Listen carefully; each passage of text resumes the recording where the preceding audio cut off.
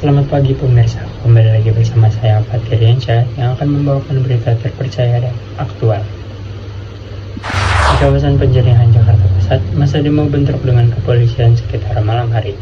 Sebuah kendaraan taktis Barakuda kepunyaan Brimob terlihat melaju cukup kencang di antara massa yang ada. Dalam video yang beredar luas, rantis tersebut menabrak seorang pengemudi ojol. Massa yang tidak terima lalu berusaha menghentikan rantis. Alih-alih berhenti, pengendara rantis kembali menginjak pedal gas. Dua orang supir ojol menjadi korban, satu luka-luka dan dirawat di rumah sakit, satu lainnya meninggal. Afan Kurniawan adalah nama pengendara ojol yang meninggal karena dilindas mobil rantis.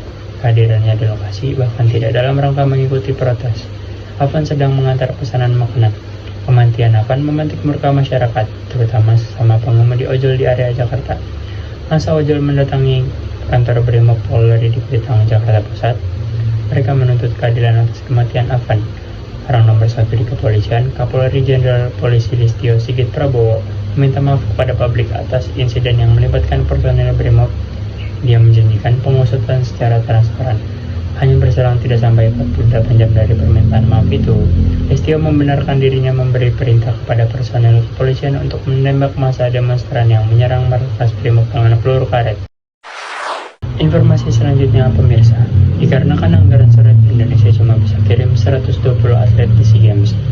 Baru-baru ini, Menpora Erick Thohir ngomong kalau Indonesia diprediksikan hanya bisa mengirim 120 atlet.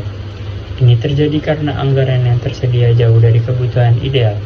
Biasanya, Indonesia membutuhkan sekitar 45-65 miliar rupiah untuk mengirim sekitar 900 atlet. Namun saat ini dana yang tersedia hanya 10 miliar rupiah. Dengan minimnya anggaran target, prestasi sendiri nggak bisa ditetapkan karena belum ada kepastian dukungan dana yang memadai. Selain anggaran, Indonesia punya tantangan lain di mana Indonesia terancam kehilangan 41 medali emas dari 87 medali emas di SEA Games karena jumlah 41 nomor pertandingan dari cabang olahraga yang menyumbang banyak medali untuk Indonesia dikurangi. Awalnya, SEA Games 2025, Indonesia berencana mengirim 1.548 atlet dan menjadikan sebagai kontingen terbesar ketiga setelah Thailand dan Malaysia. Namun, karena keterbatasan anggaran, angka ini harus dipangkas menjadi 120 atlet. Meskipun begitu, Erick Thohir berkomitmen melobi Kementerian Keuangan Purbaya Sadewa untuk menambah anggaran. Berita selanjutnya datang dari Mandat S10 diperkirakan akan mendorong pertumbuhan industri etanol di Indonesia. Artinya, akan ada perluasan lahan perkebunan tebu atau tanaman sejenis. Salah satu wilayah yang menjadi prioritas proyek swasembada gula dan bioetanol adalah Merauke, Papua Selatan. Saat ini, masyarakat adat di sana sedang menghadapi konflik dengan perusahaan.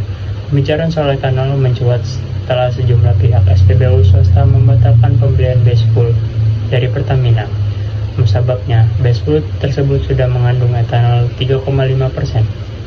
Baru-baru ini, Kementerian ESDM mengklaim Pertamina akan menyiapkan B10 tanpa campuran etanol kepada SPBU swasta. Menteri Energi dan Sumber Daya Mineral, Bahlil Lahadalia, mengklaim Presiden Prabowo Subianto setuju dengan mandatori campuran etanol 10% pada bensin. Saat ini, pencampuran etanol pada bensin diterapkan pada produk Pertamax Green 95 dengan kadar 5% yang dimulai Juli 2023. Tapi sifatnya masih opsional, bukan kewajiban. Ia menambahkan, pemanfaatan etanol yang berasal dari nabati merupakan upaya pemerintah mencapai kemandirian energi. Namun, butuh waktu untuk pengembangan S10.